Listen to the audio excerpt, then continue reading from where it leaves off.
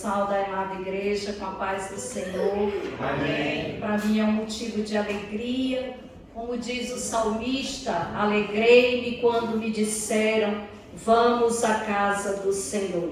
Eu quero agradecer à irmã Josiane pelo convite, ao pastor Carlos Farias, aos pastores, por essa oportunidade de poder falar do amor de Deus. É um privilégio. Eu gostaria de convidar a igreja a abrir as suas Bíblias no livro do profeta Samuel, 2 Samuel, capítulo 21, do versículo 1 ao versículo 14.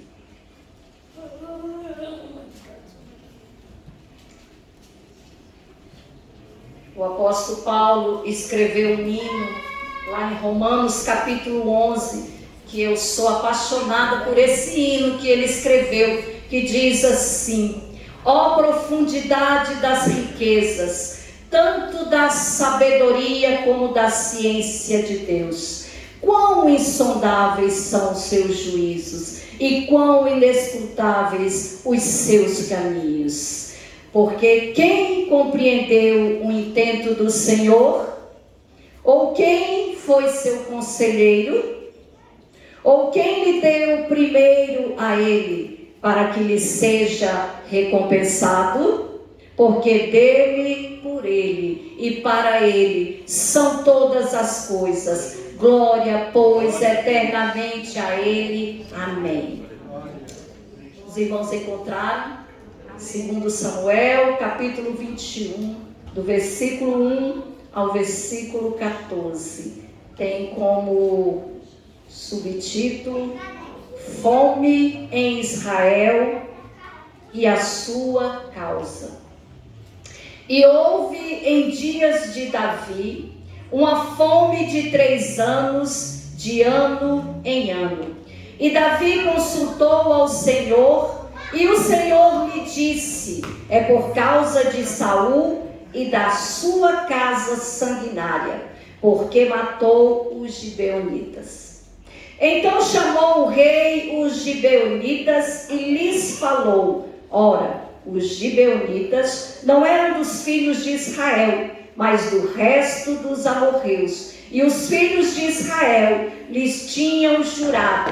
Porém Saul procurou feri-los no seu zelo pelos filhos de Israel e de Judá. Disse, pois, Davi aos gibeonitas: que quereis que eu vos faça? E que satisfação vos darei para que abençoeis a herança do Senhor? Então os gibeonitas lhes disseram: não é por prata nem ouro que temos questão com Saul e com a sua casa, nem tampouco pretendemos matar pessoa alguma em Israel. E disse ele: que é, pois, que quereis que vos faça? E disseram ao rei: quanto ao homem que nos destruiu e procurou que fôssemos assolados, sem que pudéssemos substituir em termo algum de Israel, de seus filhos, se nos deem 7 homens, para que os enforquemos ao Senhor em Gibeá de Saul, o eleito do Senhor. E disse o rei: eu os darei. Porém o rei poupou a Mefibosete, filho de Jonatas, filho de Saul, por causa do juramento do Senhor, que entre eles houvera entre Davi e Jonatas, filho de Saul. Porém tomou o rei os 2 filhos de Rispa, filha de Aiá, que tinha tido de Saul, a saber, a Armoni e a Mefibosete, como também os 5 filhos da irmã de Mical, Merabe, filha de Saul, que tivera de Adriel, filho de Barzilai, Meolatita, e os entregou na mão dos gibeonitas, os quais os enforcaram no monte perante o Senhor. E caíram esses 7 juntamente, e foram mortos nos dias da cega, nos primeiros dias, no princípio da cega das cevadas. Então Rispa, filha de Aiá, tomou um pano de cilício e estendeu-o sobre uma penha, desde o princípio da cega, até que destilou a água sobre eles do céu. E não deixou que as aves do céu se aproximassem deles de dia, nem os animais do campo de noite. E foi dito a Davi o que fizera Rispa, filha de Aiá, concubina de Saul. Então foi Davi e tomou os ossos de Saul e os ossos de Jonatas, seu filho, dos moradores de Jabes de Gileade, os quais os furtaram da rua de Bet-Seã, onde os filisteus os tinham pendurado, quando os filisteus feriram a Saul em Gilboa. E fez subir dali os ossos de Saul e os ossos de Jonatas, seu filho. E ajuntaram também os ossos dos enforcados. Enterraram os ossos de Saul e de Jonatas, seu filho, na terra de Benjamim, em Zelá, na sepultura de Quis, seu pai. E fizeram tudo o que o rei ordenara. E depois disso, Deus se aplacou para com a terra. Os irmãos podem se assentar. O rei Davi, ele foi ungido por 3 vezes. A primeira, na casa de seu pai, quando ainda era muito jovem. E aproximadamente, Davi demorou em torno de 15 anos para assumir o reinado, para ser novamente rei na casa de seu pai. Foi reconhecido em Judá como rei, mais ou menos 15 anos, irmãos. E ele é aclamado rei por todo Israel, após a morte de Saul. Irmãos, essa palavra ela é muito interessante, porque aqui no versículo 1 nós vemos que houve uma fome de 3 anos em Israel, uma fome consecutiva.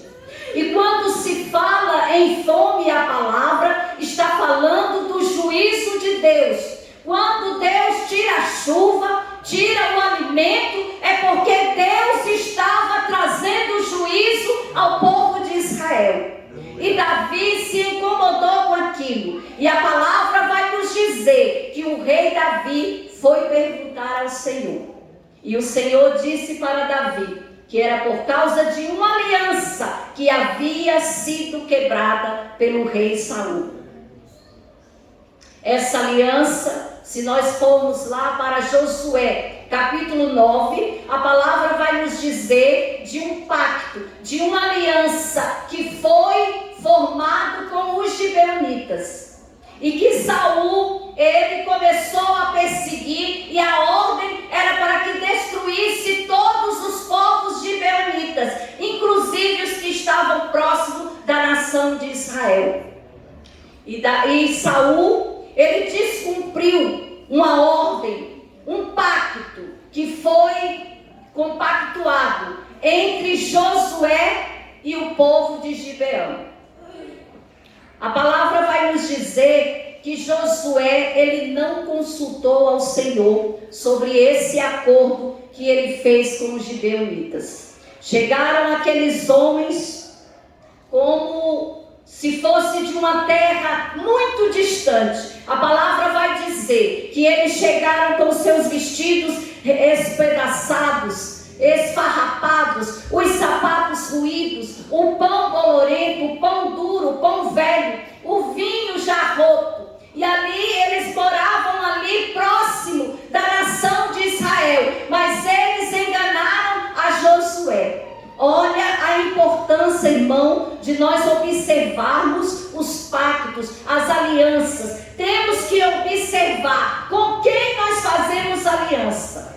E ali Josué, ele não consultou a Deus. mas ele consultou aos anciões, a congregação. E a palavra vai nos dizer que após 3 dias, eles descobriram que a próxima nação que eles iam guerrear contra ela, que eles iam destruir, era a nação de Gibeão.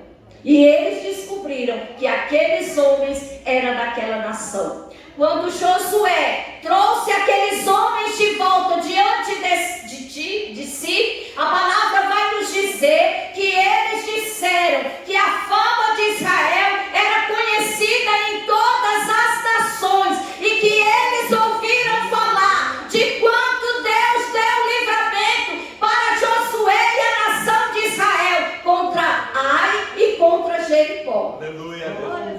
E ali, como eles já tinham feito essa aliança, a palavra vai nos dizer que a aliança foi feita diante de Deus. E uma aliança feita diante de Deus, ela não pode ser desfeita.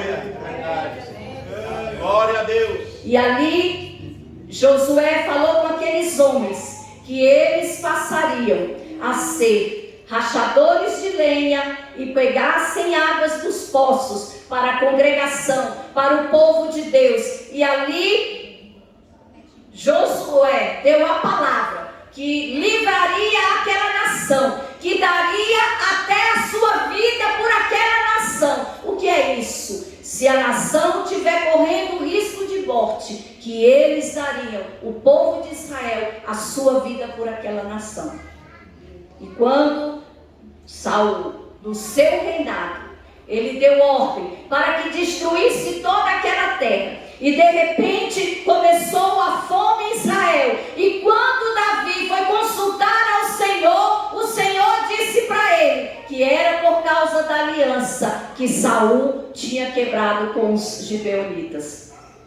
E a palavra vai nos dizer que o rei Davi chamou os gibeonitas e lhes falou o que eles gostariam, o que eles queriam que ele fizesse para que se aplacasse ali aquela fome em Israel, para que Deus tirasse aquele juízo sobre Israel. E a palavra vai nos dizer que aqueles homens disseram que eles não queriam fazer guerra com Israel, que eles não queriam matar um só homem de Israel, que eles não queriam nem prata e nem ouro, eles apenas queriam que aquele homem, Saul, que foi o homem que se levantou contra aquela nação, eles queriam 7 homens da linhagem de Saul, para que fossem enforcados na presença do Senhor no monte, para que Deus aplacasse aquele juízo que estava sobre Israel. Aí vem a pergunta: Rispa, ela era concubina de Saul, porque naquela época, irmãos, era livre para que o homem tivesse a sua mulher e a sua concubina. Então ele tinha Rispa como a sua concubina, uma mulher estrangeira. Rispa não tem nada a ver com essa história, com essa aliança, mas ela era concubina. E na verdade, nessa época, Rispa já tinha se casado novamente. Então a palavra vai dizer que o rei Davi foi na casa de Rispa, pegou os seus 2 filhos, Armoni e Mefibosete. E a palavra é bem clara a nos dizer que esse Mefibosete não era o filho de Jonatas, neto de Saul, porque Davi havia feito uma aliança com Jonatas, queria cuidar da sua linhagem. Portanto, Davi poupou a vida de Mefibosete, filho de Jonatas. E a palavra vai dizer também que ele foi na casa de Merabe, uma das filhas mais velhas de Saul. E ali ele pegou os 5 filhos de Saul. E ali a palavra vai nos dizer que aqueles homens foram enforcados ali. E que Rispa, quando aqueles homens foram descidos, a palavra vai dizer que Rispa pegou um saco de silício, um pano grosseiro, para cobrir ali a pedra, para deitar ali aqueles cadáveres ali. E o que nós aprendemos com Rispa? que a dignidade é tão importante quanto a vida. Irmãos, não é fácil. Imagine a dor desta mulher, porque a palavra vai dizer que esta mulher, que os seus filhos, eles foram mortos no início da cega. A cega era justamente no mês de abril, depois da Páscoa. Imagine, ficou ali aquela mulher, dia e noite, como a palavra diz, durante 6 meses, até quando começou a destilar a água sobre Israel, no mês de outono, ou seja, no mês de abril, 6 meses. Imagine a situação dessa mulher, 6 meses, cuidando de cadáveres, porque para uma mãe é cadáver, mas para a mãe são os seus filhos. E aquela mulher cuidou ali, dia e noite, ali dos seus filhos. E o mais interessante, irmãs, que eram apenas 2 filhos seus, mas ela cuidou dos outros 5. Sabe o que nós aprendemos com isso? Que no momento da dor, que no momento da tragédia, nós não podemos olhar só para o nosso umbigo, que nós temos que olhar para aqueles que nos cercam, que passaram pela mesma tragédia. Irmãos, nós passamos 2 anos em uma pandemia. Quantos morreram? Quantos aqui teve alguém, ou parente, ou conhecido, ou amigo que se foi? Irmãos, eu não estou dizendo aqui que Rispa teria que passar a vida toda sofrendo pela dor do luto. Não, irmãos, mas eu estou falando de um sentimento, de emoção que aquela mulher passou ali durante 6 meses, dia e noite, cuidando para que os seus filhos não fossem comidos pela aves de rapina.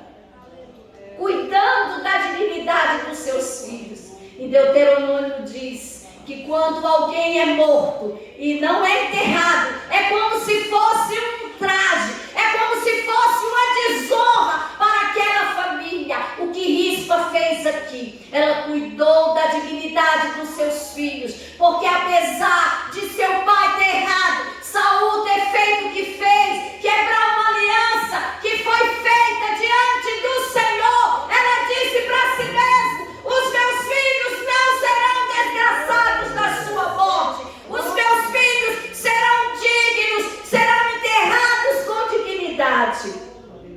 O interessante, irmãos, é que Davi, ele deu a ordem, mas Davi, ele era um homem que tinha um coração de soldado. Se a gente for observar a história do rei Davi, nós vamos ver que ele passou mais tempo montado no cavalo em guerra do que no palácio, porque quando ele esteve no palácio desocupado, ele errou e feio.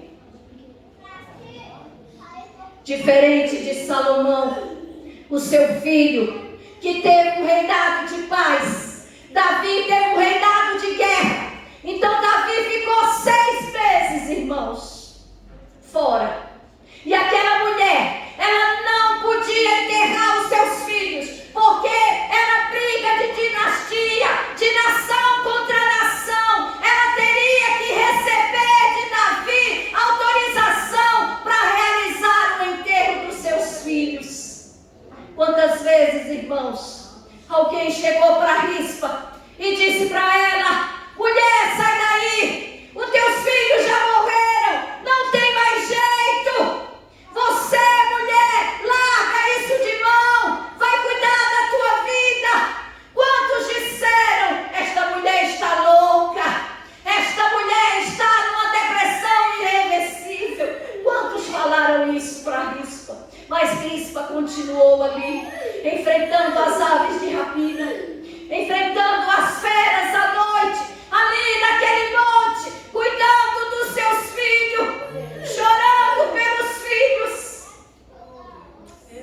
Irmãos, até que ponto nós estamos dispostos a cobrir os nossos filhos? Cobrir os nossos filhos com a oração, cobrir os nossos filhos com o ensinamento da palavra. Hoje de manhã eu estava ensinando na escola dominical e eu estava falando que quando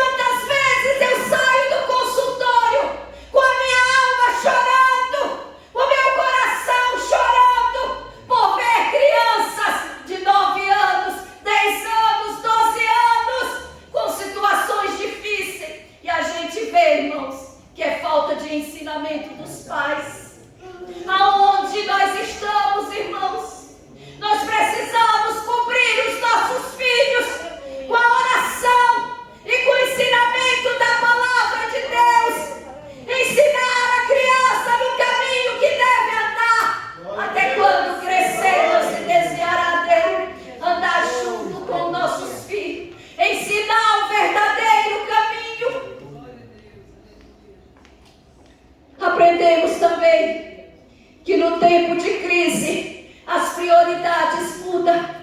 Qual tem sido a tua prioridade? O que é prioridade para você? Porque muitas das vezes tem marido, mas não enxerga o marido. Tem filhos, mas não enxerga o filho. Tem amigos, mas não enxerga os amigos. Irmãos, nós precisamos olhar para quem está do nosso lado, ter empatia, se colocar no lugar do outro, sentir a dor do outro.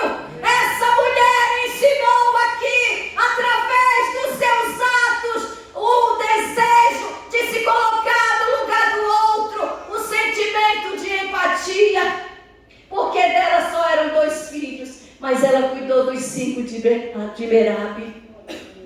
Irmãos, não é fácil.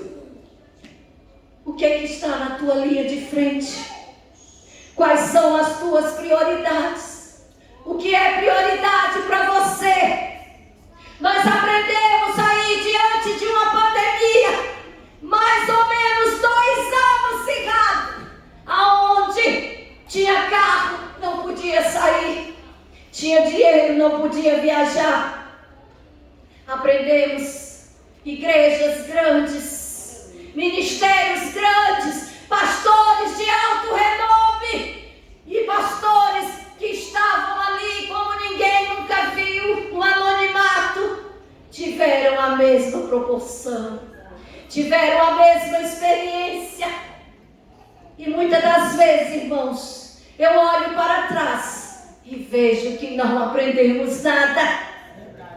Porque muitas das vezes estamos preocupados com nós mesmos e esquecemos dos nossos irmãos que precisam de ajuda. O apóstolo Paulo diz: carregai a carga um dos outros. O apóstolo estava dizendo: se o teu irmão precisa de uma palavra de conforto, dê a palavra de conforto. Se o teu irmão está doente, ore pelo teu irmão. Se o teu irmão está necessitado, supra a necessidade do seu irmão. E muitas das vezes, irmãos, nós olhamos para nós mesmos. Eu não preciso, eu estou bem. Problema de quem está passando por situação difícil. E aonde é que está o nosso papel como igreja? Igreja do Senhor. O próprio Jesus ensinou que nós devemos ajudar os nossos irmãos, amar os nossos irmãos. Aleluia. Uma prova que Rispa deu aqui nesta palavra. Terceiro ponto que nós aprendemos com essa mulher: a tragédia na vida de alguém não anula a sua história. Nós vemos que rei Saul, ele errou muito, mas ele tinha uma história, porque ele foi o primeiro rei ungido em Israel. Ele errou descumprindo o pacto que Deus fez, a aliança ali de Josué com os gibeonitas, e muitas das vezes queria até oferecer sacrifício para Deus que não era para ele oferecer. Quantas vezes Deus já tinha rasgado o reinado de Saul, mas ele tinha uma história, irmãos. Eu não quero dizer aqui para você que você tem que perpetuar a dor, porque essa mulher aqui, ela não estava perpetuando a sua dor, mas era uma mulher de estratégia, porque ela poderia ter feito como Merabe. A palavra não fala de Merabe. Merabe não estava lá cuidando dos seus filhos, mas essa era uma mulher estrategista. Ela sabia que ela podia alcançar o coração do rei e o coração de Deus. No versículo 14 nós vamos ver que esta mulher alcançou o coração de Deus. Que a palavra diz que de dia, irmãos, ela chorava. De dia ela usava o lenço, irmãos. Irmãos, lenço é uma arma. Porque a palavra de Deus vai dizer que o coração quebrantado e contrito, Deus não despreza. E nós precisamos derramar as nossas lágrimas, chorar diante do Senhor, porque o coração de Deus não resiste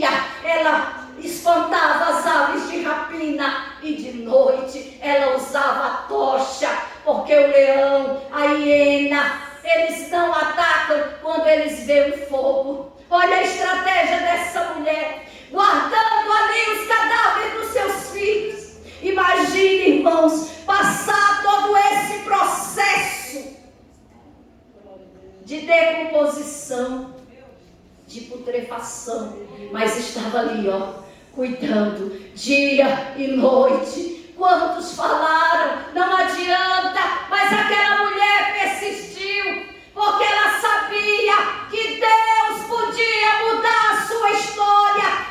Talvez você esteja passando por uma situação difícil com teu filho, com a tua filha.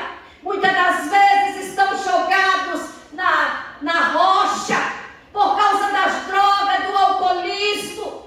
Nós vivemos uma sociedade líquida, irmãos, aonde o mundo prega uma verdade relativa, mas nós temos a palavra absoluta, a verdade absoluta, que é a palavra de Deus.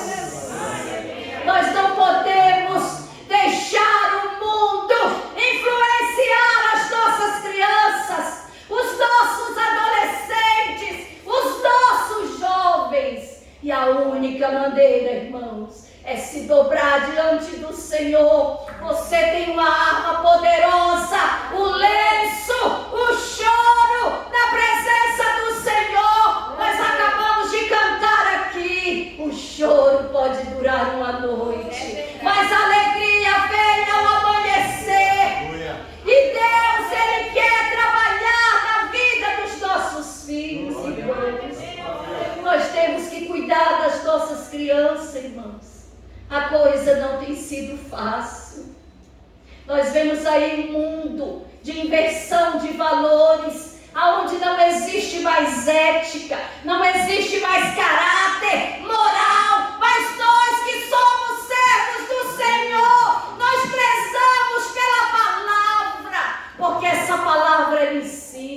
Quer aprender caráter, quer aprender ética, quer aprender sobre moral, é na palavra de Deus, porque a palavra ensina. Não tem sido fácil, irmãos.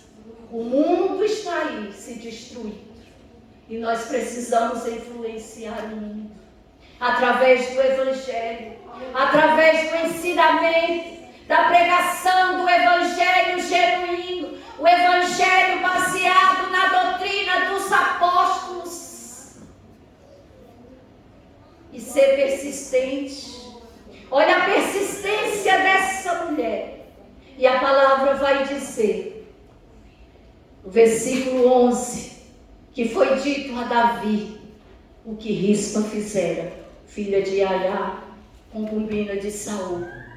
Então o rei Davi foi e tomou os ossos de Saul, os ossos de Jonatas, seu filho, dos moradores de Gileade. Porque quando o rei Saul morreu lá em Gibeá, na sua casa, na sua terra, a palavra vai dizer que os filisteus vieram e levantaram ali Saul e Jonatas para a vergonha da nação. E quando pensou que não, os moradores de Jabes de Gileade, eles vieram e roubaram os cadáveres e enterraram.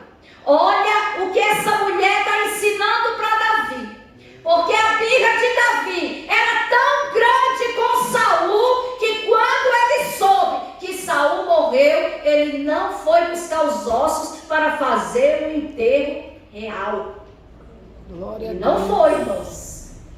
Ele não foi enterrado como rei.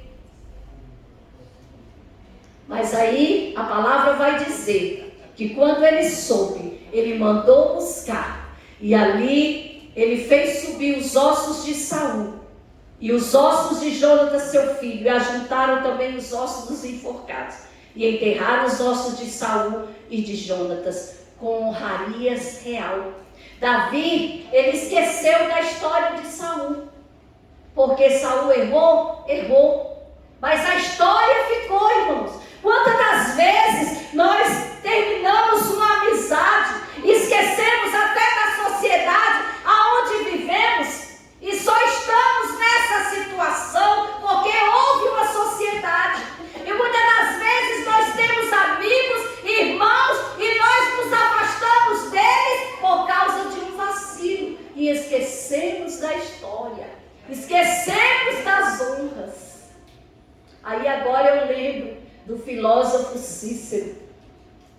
A história vai dizer que houve um certo imperador romano e quando ele vinha das suas batalhas, passaram de frente a um cemitério e ali ele viu o filósofo Cícero desterrando ali no cemitério.